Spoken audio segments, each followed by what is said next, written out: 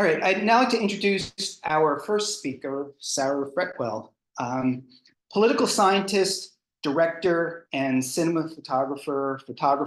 Sarah Fretwell looks deeper into the intersection of the environment, people, and business with one question: what is the new bottom line?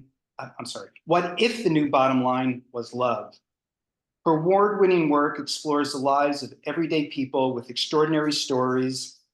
Her storytelling creates the human connection needed for understanding, international engagement, and solutions for change.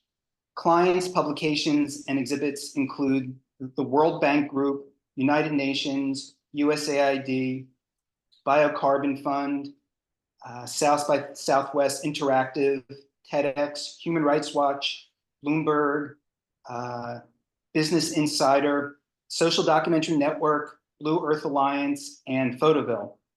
And she's a current documentary storyteller with the Center of Visual Storytelling and Documentary Photography Projects. And her work here in the gallery is the work on this wall here that she'll be talking about. No, that wall. Oh, I'm sorry.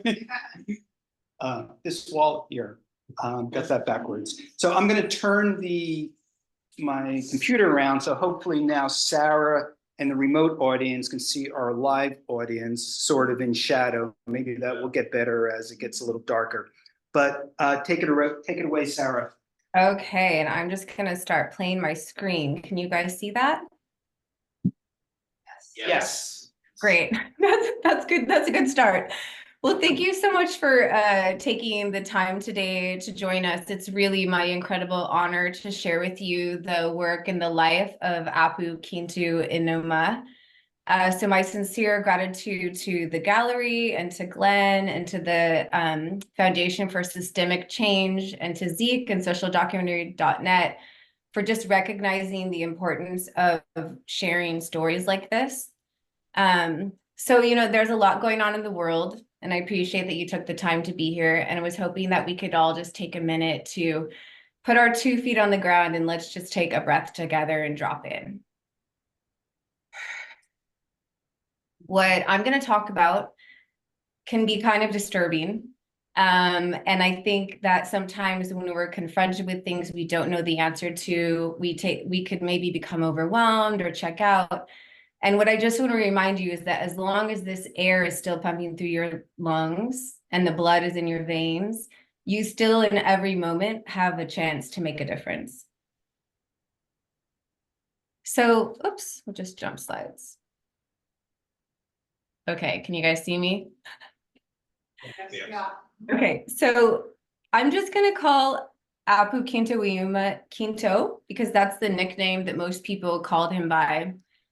So he's the third from the right with a red feather on his head, and he was a former illegal logger turned park ranger turned environmental defender. And I had the opportunity to stay with his family in the remote village of Santa Rocio in the Amazon of Peru in December of 2022, where I got to see his work with the forest guardians and learn more about the situation that was going on there. None of us realized at the time that I was basically the last foreign journalist that would be able to safely enter the area, and that a year later, in one of the exact areas that Kintu and I had visited, he would be murdered for his work as an environmental defender.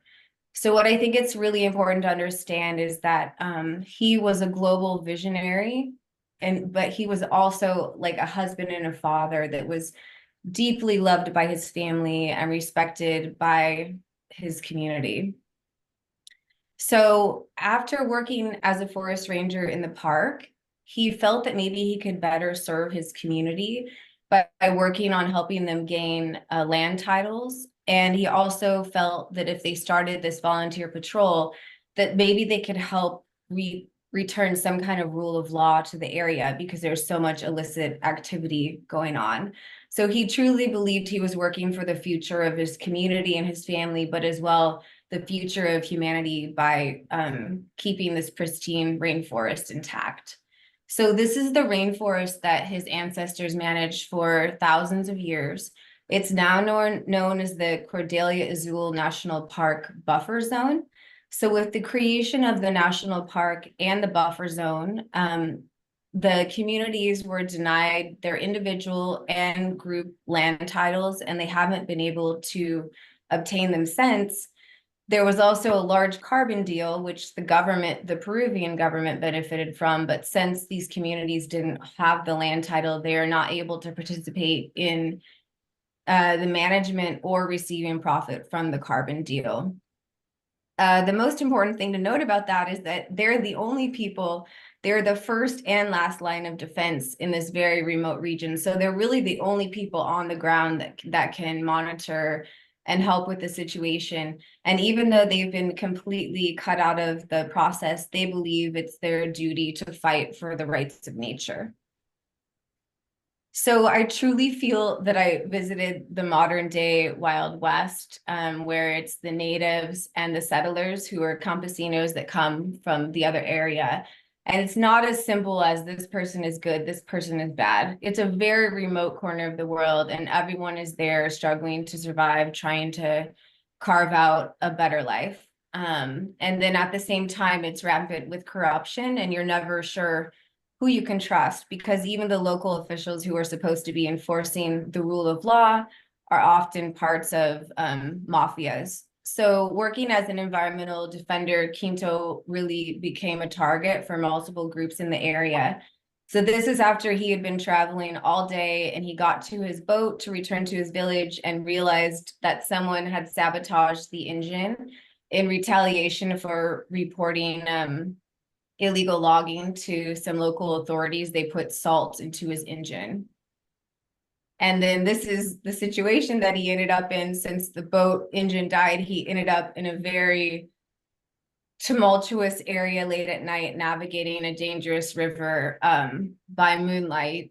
And this is actually very close to the same spot where he would be murdered in one of the park boats a year later. So this is the remote village of Santa Rocio, and it's on the banks of the Yanuaku River in the northern Amazon province of San Martin. It's about 12 miles from, 12 hours from the nearest police outpost. And when officials do visit, they usually come in by helicopter. So the ancient forest surrounding this community is adjacent to another area that's notorious as a red zone for coca production. So not only do they have a massive land grab and multiple illicit industries, the cartel was also coming in at the time that I visited. And so it's like all the families here are struggling to survive, and then you have the pressures of needing to make money, and often the only opportunity is these illicit industries. So this is at Quinto's family house. It's a very basic but beautiful life. There's no refrigeration, no electricity. That wood building is their kitchen, and they make everything from scratch. And that's his wife, Merilith. She's using water from the river to cook and wash their dishes. And this is in his family's kitchen in the morning, in their dining area. And they all support his work, but it really takes him away from them often. And they were always nervous. They knew he was going out on a patrol this day. And there's not a lot of rule of law in the area. So it's kind of ruled by the gun and the fist. And they know that there's always a danger when he heads out onto patrol.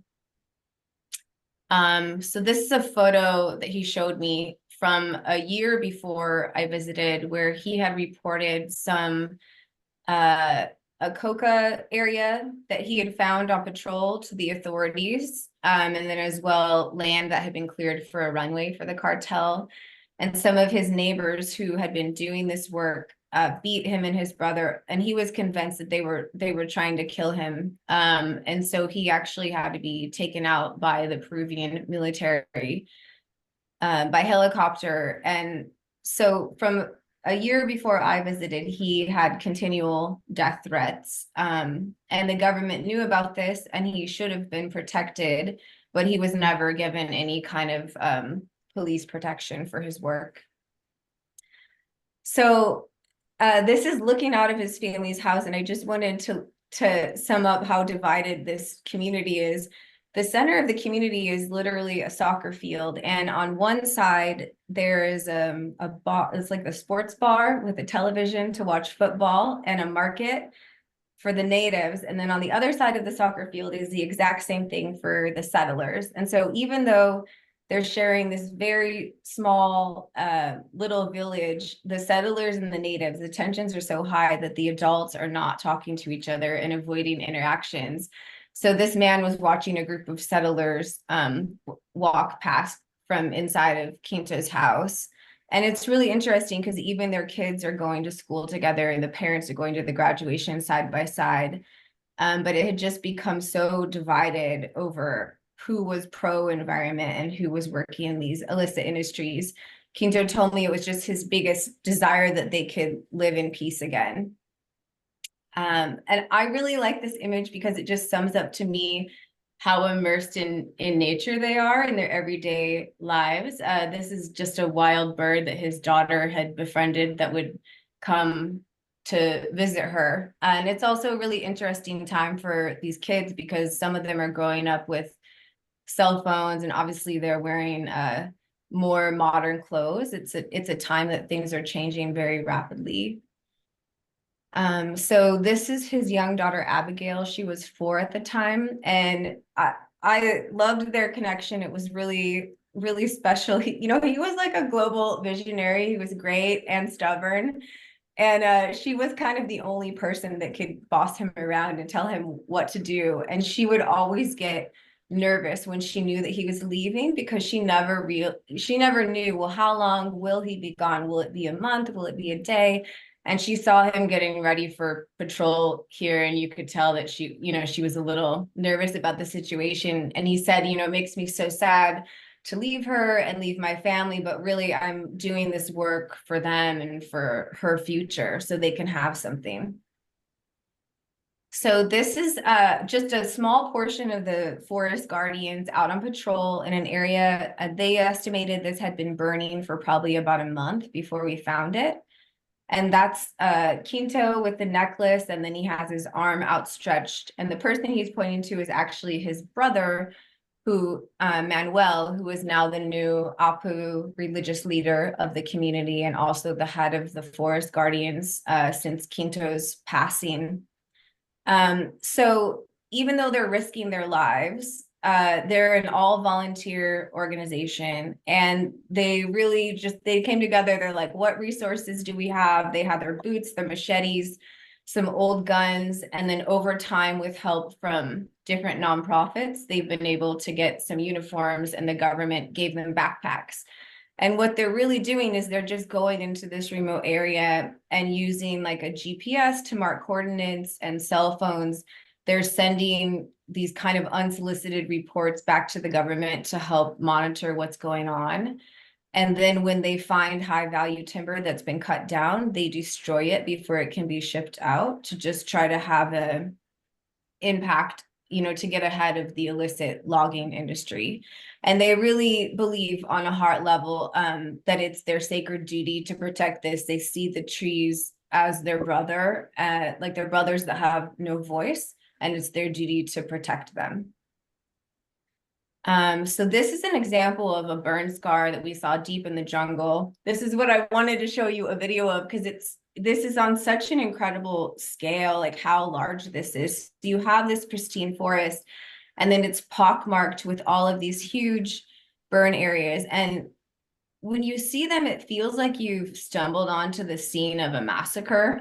And even though these guardians see stuff like this often, it's like we all just became silent, and there was just kind of this reverence for everything that had been lost, this biodiversity that's gone forever. Even if these trees are replanted, the system itself won't be able to sequester the carbon that it once did. And I just think it's like a painful reminder of like what's happening, and it's they're finding difficult to prevent. And like I mentioned before, they really are the first and last line of defense against these illicit industries. But since they were cut out of the official management of the park and the carbon deal, the Forest Guardian has really been this opportunity for re-empowerment and self-determination. They're really proud of the status their work has given them, their respect in the community, and it's even forced some of the settlers, like non-native people from other areas, to just respect the rule of law more because they know there's some kind of monitoring going on. But it's also upset the mafias and the cartels in the area. And they're estimating that since 2020, there's been at least 30 environmental activists and environmental defenders that have been murdered.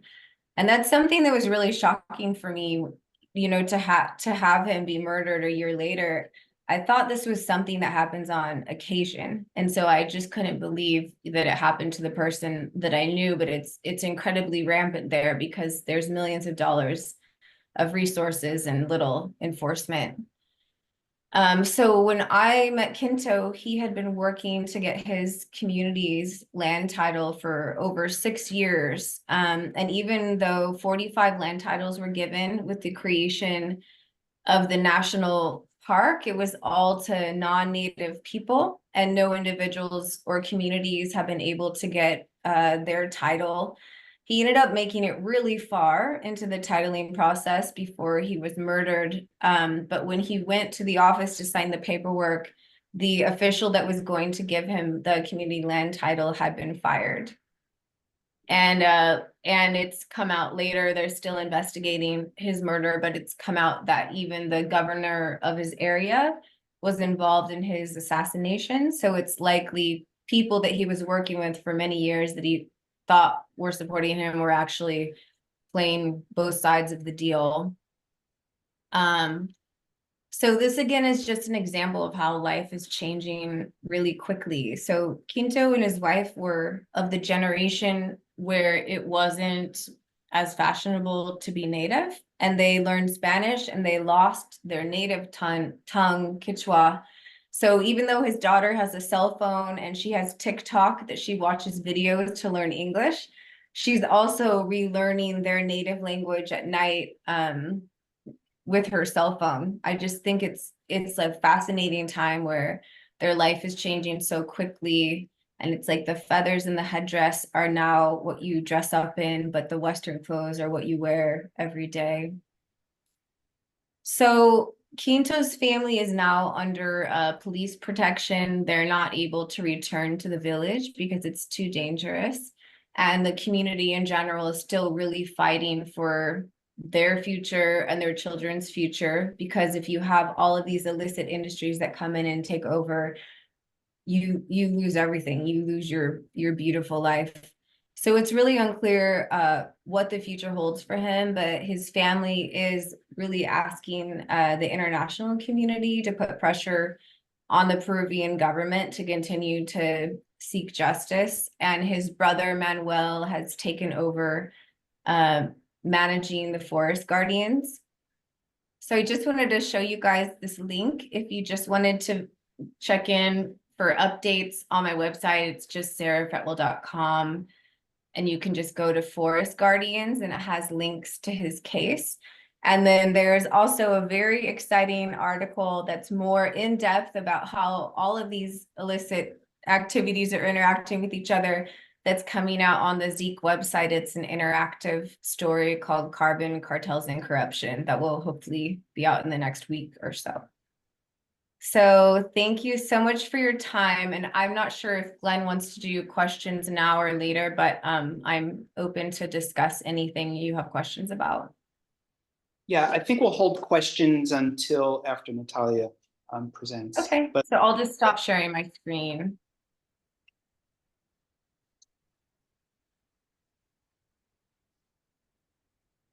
Thank you, Sarah. That was really incredible. And it's so interesting to see these beautiful prints on the wall here, and then to hear the story about them and to hear you talk about them. It's a great opportunity for all of us. Thank you. All right, our next speaker is Natalya Saprunova. Natalya, from Murmansk in the Arctic region of Russia, is a documentary photographer now based in Paris and a member of the Zeppelin Agency. although right now she's in northern Canada, which I hope she'll tell us a bit about. During her studies as a French teacher in Russia, she worked as a photojournalist for the Murmansk Messenger daily newspaper. And pardon my pronunciation of these Russian words, Natalia. That's okay. At the end of 2016, she gave up her permanent contract to return to photography, a field that has fascinated her since her early childhood.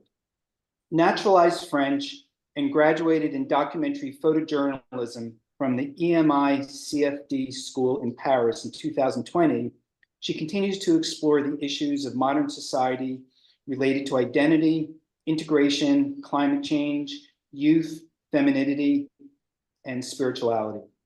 Passionate about the transmission of knowledge, she's been teaching photography at the Grane de Photographe School in Paris since 2016. Okay, Natalia. Thank you, Glenn, for the presentation. Hello, everybody. I'm very glad to see you today, and thank you very much again for the award that encouraged me a lot to continue my work. As you told Glenn, I'm now in Northwestern Territories in Canada, working on Inuit culture. So I continue my work documenting Indigenous people. And after documenting Sami culture in Russia on modern way of life and impact of Soviet Union, I decided to move in Siberia 2 years ago to document Evenki people that you can see now exhibiting on around you.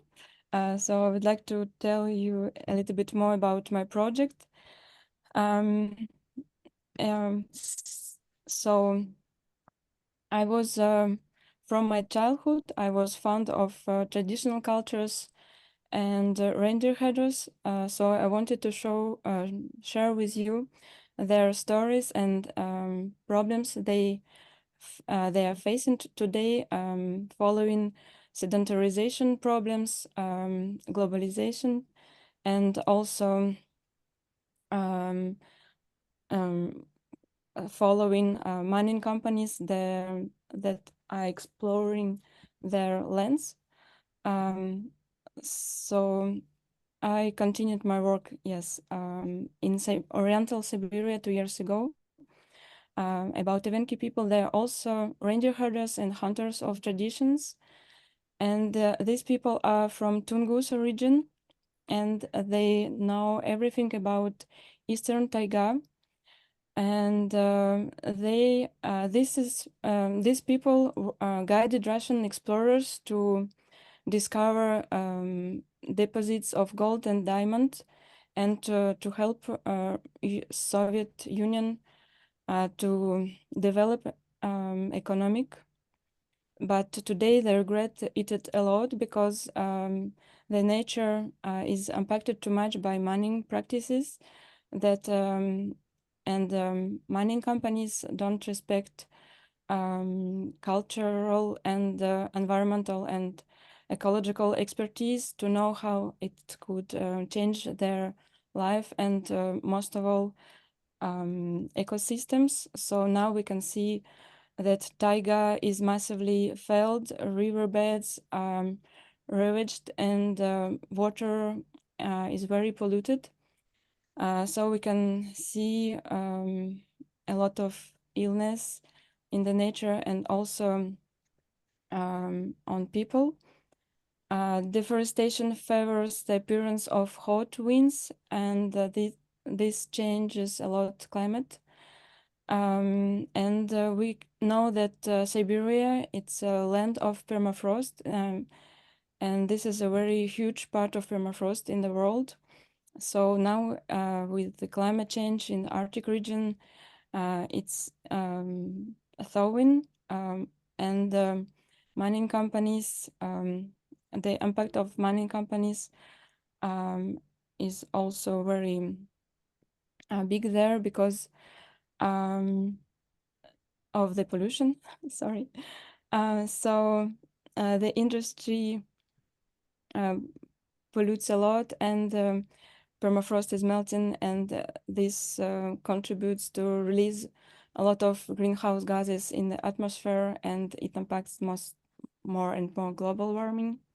So I wanted to highlight these people and changes they face.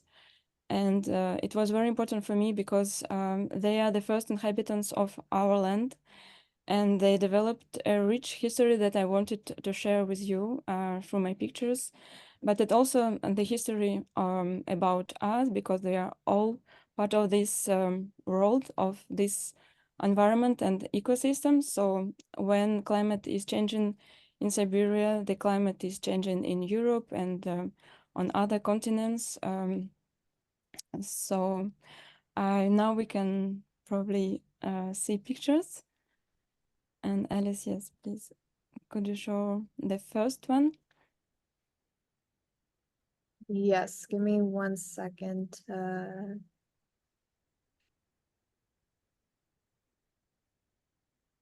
Okay. Can everybody see that okay? Yes. Okay, awesome. Yes. So I went to this region. So we are in oriental part of Siberia, near China. And I spent several weeks with this reindeer herd. This is Ala. She has almost 120 reindeers, and but they are impacted by mining companies, and she has to protect them from illnesses and also from deforestation. So we can see here she tried to vaccinate them from also viruses and bacteria that can be released from permafrost thawing. We can go on the next. Yes, this is his son, who is going very often to see mining companies and try to speak with them about problems, and yes, to ask them to respect rules. And because this is his family's land, but today he can't do nothing, and he's just looking at the forest disappearing. And also we can see a lot of polluted land, and rangers are dying very often on this soft land that they can't walk anymore. And so Evenki people from different regions, also from northern parts, then where we can see diamond mining. Just before it was gold mining. So here in the northern part of Yakutia, we are in Yakutia, in the Republic of Yakutia in Russia. And local people meet the government to talk about their problems of water pollution, also about the lack of electricity, energy, because mining takes a lot of resources. So yeah, they also face a lack of industries. Like they lack roads and some infrastructures for the daily life, despite a very developed region around them. Sorry, we can go. Yes, so here we can see the polluted water that local people have to drink because of the accident of diamond industry. Now even they don't have any more fish there. So from 2018, the water never gained the transparency, and some fish never come back. And I also had to drink this water, and I was really sick. Yes, we can go. And also we can see a lot of activists and also shamanic people praying for the climate and for the environment. This region is also inspired by Yakutian culture. Evenki people and Yakutian people are living together in Yakutian region. The difference is that Yakutian people, they are horse breeders and cow breeders, and the Evenki people, they are reindeer headers, but they use the same land and they are also attached to the cold. The cold environment is very natural for them, despite these harsh conditions. So this shamanic person is trying to protect Oymyakon cyclone. This is Oymyakon region is considered as the coldest inhabited place in the world, and this climate is very important for the entire world because we need this cold to refresh temperatures in the world. As we can see now, temperatures are heating. So he was here to ask spirits to protect the cold. And as I told, mining companies and industries benefit a lot from environment, economic growth, but not local people. They miss a lot food and daily life products, and very often prices are very expensive in shops, and deliveries are very expensive because they are living in very isolated regions, but they don't benefit at all from the development around them. And the young people ask a lot of themselves if they will continue to live in this region, if they will continue to go to the taiga and learn about reindeer herding, because they are not really motivated to live in these conditions. A lot of them go to the big cities, but they're not adapted too much to live in big cities. So sometimes young people are really lost in their to think about their future. And we can see through these young people, some of them continue to practice traditional activities like reindeer herding. So you can see here a champion of lasso. He is living in Oymyakon, the coldest inhabited place in the world, and despite minus 55 Celsius degrees, he is training to do the lasso. And here we can see traditional dress done by this woman, Evenki craft woman, and she also hunted by herself some big tetra, and she was inspired from this to do the decoration of the costume. And they use also reindeer skin. Yes, as we can see here too, they use everything from reindeer, and every beliefs and traditions and knowledges are inspired by reindeer. So this is really important for them. They also have like phrase, as long as the reindeer lives, so the Evenki people, so they will survive as they have reindeers and as the environment is going well to continue these practices.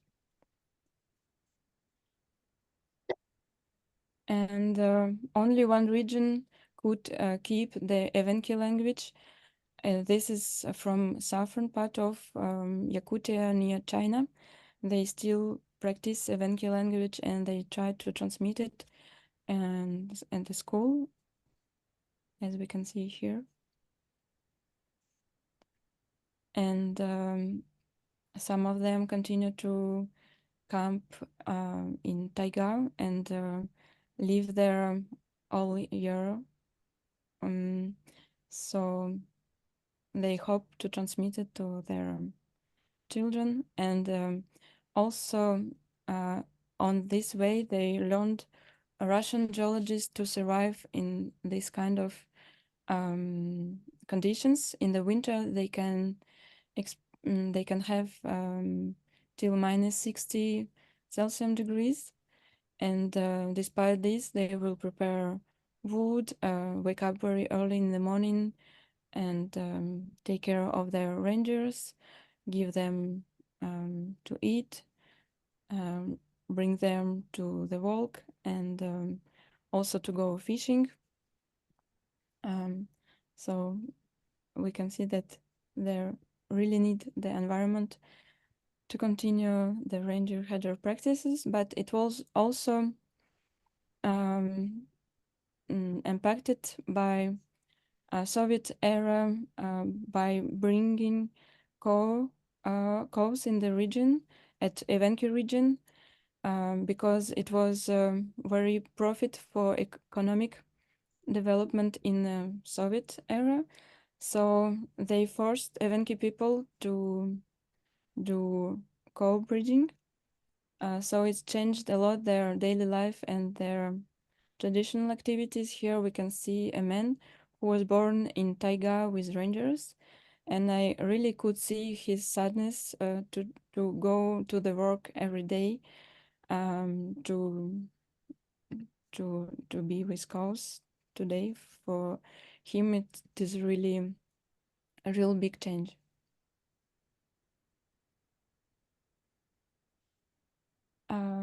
Yes, on the previous image, or maybe we missed time, I don't know.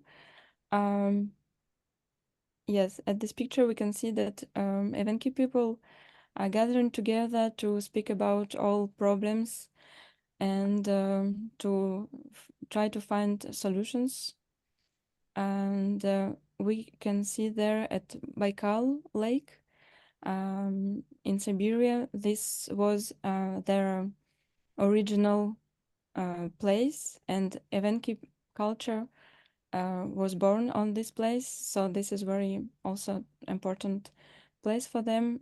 And every year they do this kind of round dance that represents the union, the hope and the force that they share together to fight with all these problems. Thank you very much.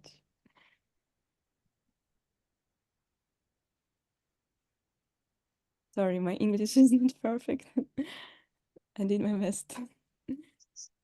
Thank you so much, Natalya. And it's so great to see your photographs on the walls here, and again, hear you talk about these images. So why don't we take questions both from the audience and remote? Can I just point out that you're down at 20%? It might not be plugged in. Yeah, I'm hoping that will slide by. Greg, my charger is in the basement and the screen is in front of the door. I can leave it at that. Yeah, charger is in my bag down there. Thank you for pointing that out. Yeah. And why don't we start out with taking a question from the remote audience. If somebody would like to ask a question, why don't you just unmute yourself and either ask it to a particular presenter or just generally.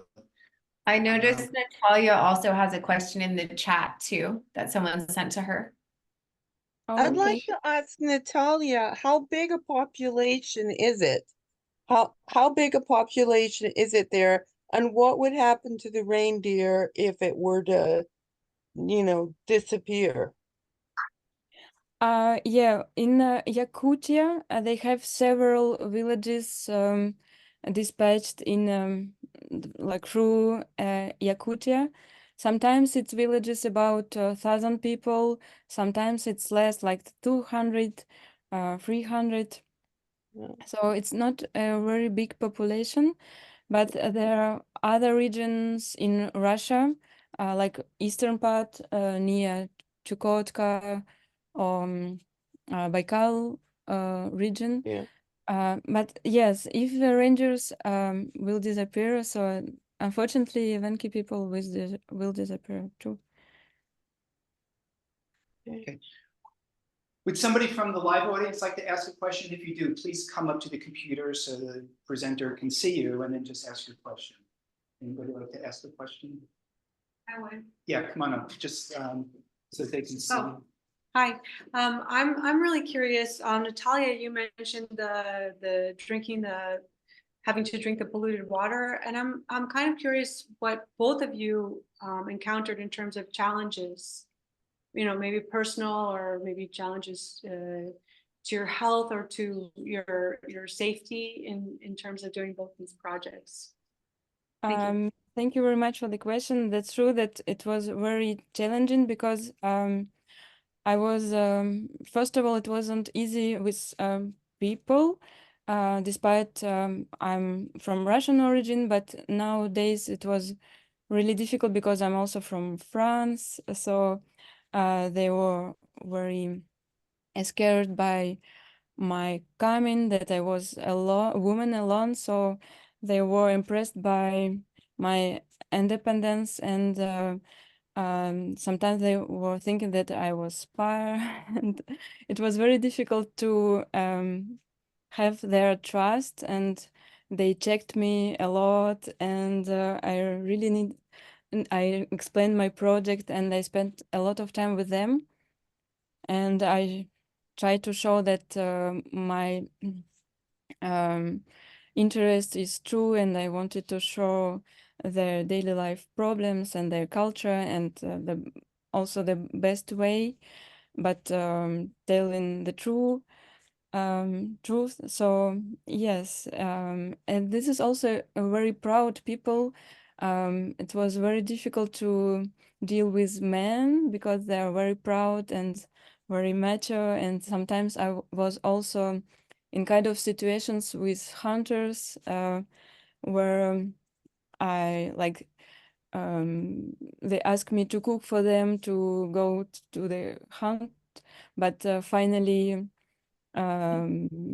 it it was very sometimes some dangerous situations, but I really wanted to do photos, and so sometimes I took some risk, but everything was okay. But sometimes I had some jokes about, if you don't go under the blanket, we will put you outside and we will see how you will die on minus 60 degrees, and they were discovering me how I will die. But finally it was okay. It was only jokes, but sometimes they were like very look serious, and I needed to be strong and continue to explain that I'm here to document. I'm a photojournalist, and I really need to tell this story and not to die outside. And sometimes people were really welcoming and were sharing stories, and some people helped me a lot and showed about the water pollution. It was also a man, so some kind men were there, and they wanted to share with me these kind of problems and tell stories. Thank you, Beth. Why don't we take a question from the remote audience now? And again, if you'd like to ask a question, just go ahead and unmute yourself. And while you're thinking about that, I'd like to try to get some light in the gallery. Barbara, can you flip on just one of the switches, maybe? No, that's Maybe too much. Sarah can also. Oh, That's better. yeah, and that's on the demo. Maybe is that on the demo? But that's good. Okay. Yeah. All right. So we have the remote audience who'd like to ask a question. Kathleen, I see. Sure. I thought that the color in your photos, Natalia, was amazing, and just wondered if you could give us any hints about how you do that. That's true. I have some connection with colors. I don't know how it happens. And colors are following me every time. So sometimes I see, when I was working on Sami people, it was every time it was pink color, And in Inuit culture, it's red color. I don't know how it happens, but yes, I understood that my work should be colorful, but maybe it reflects my mind and my positive way of showing the culture. And despite all problems, I would like to also show some positive issues that these people are fighting and gathering together. And this is also people inspired by the nature. And in the nature, we can see a lot of beautiful colors. It's green, it's red, it's yellow, blue. So they use these colors in their daily life. So I think that's why we can see so much colors. And I wanted to transmit it. A question from the live audience? Would somebody like to just, yeah, come on up so that they can hear you and see you? Hi, where you want me to stand? Right in front of the computer. Okay. There you are. Okay, I'll tilt the camera. This is for both of the photographers. How do the people in these remote regions get electricity? Sarah, you could. Sarah, why don't you take that first? Well, there wasn't any electricity. There was a few generators in the village, which the first night I was there, they used the generators to power some very loud speakers until like 4 a.m. for the graduation party. But no, other than that, people are living without electricity and they're charging cell phones and GPS and things like that with solar chargers in the area that I was in. Natalya? Evenki people, they used a gas generator. And that's true, I had to economize a lot my batteries with the cold. I also slept with my computer batteries and the cameras on me, and sometimes I couldn't move despite the cold. And sometimes it was also flooded, so I needed to protect everything. And yes, without the electricity, it's very difficult also to charge and use, yeah, the computer. Is it really 60 below zero, 60 below centigrade? Yes, I did -61. Does anybody know what that is in Oh, really? Fahrenheit? I burned my finger a little, and one camera was broken. The shutter stopped in the middle and never did the photo. So it was freezing, and also we couldn't stop the car because if we stop the car, we couldn't go. So yeah, it was difficult. Oh, we just heard -76 Fahrenheit. That's unbelievable. What was the temperature in the Amazon? Yeah. Sarah, what was the temperature in the Amazon? Oh, I was actually laughing when she said that because I was thinking, okay, she was the coldest she's ever been in her life, and I was the hottest I've ever been. I would have gladly traded you. I mean, I don't know because I didn't have anything to tell me the temperature, but I'm guessing just with the intense humidity that it probably felt like it was around like 101, like when you're out on those patrols in the height of the day. Fahrenheit. 101 with high humidity is a whole different than a dry 101. How about a question from the remote audience? Just unmute yourself. And what about from the live audience? Would anybody like to ask another question?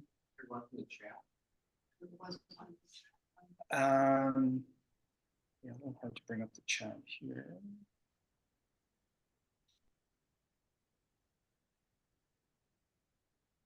Well, we heard that one. And we heard I have about a question. Can Sarah put that website back up because I was gonna copy it, but you moved it so quickly to keep track of what's going on? Didn't you Oh, put it? sure. Yeah. Or If you maybe put put it in the chat and I can Sure, copy. yeah, I'll drop it in the chat. Thank you. And we will send out a recording of this to everybody who registered for this event, as well as the chat. So anyway. Let me see.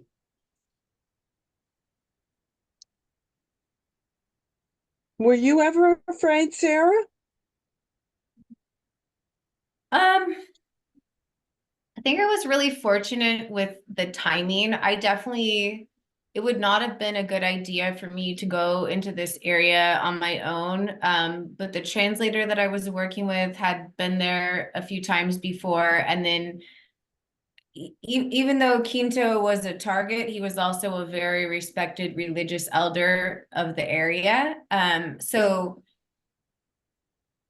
I was more okay being with him than if I would have just gone on my own. And I also think it was such an anomaly to see a female foreigner in that area that people were just more curious about what you were doing. But I definitely experienced, like, once there was no settlers that were willing to speak with me once they realized that I was staying with Quinto's family. And so I definitely felt the edge like that. I can win people over and get to know them, but they just flat out stopped talking to me.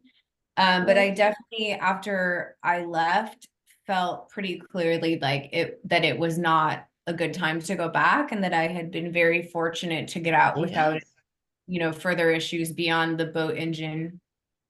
Right, yes. Both of you are brave. They both are. Yes, yes. All right, we have time for one more question, either from the live audience or from the remote audience. But we could just call it a night as well. So, all right, well, thank you, Sarah. Thank you, Natalya.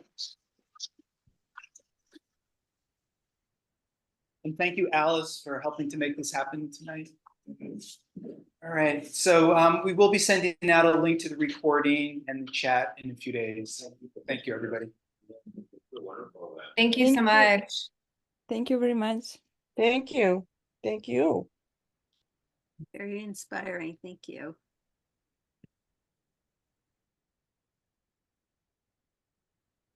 Bye bye.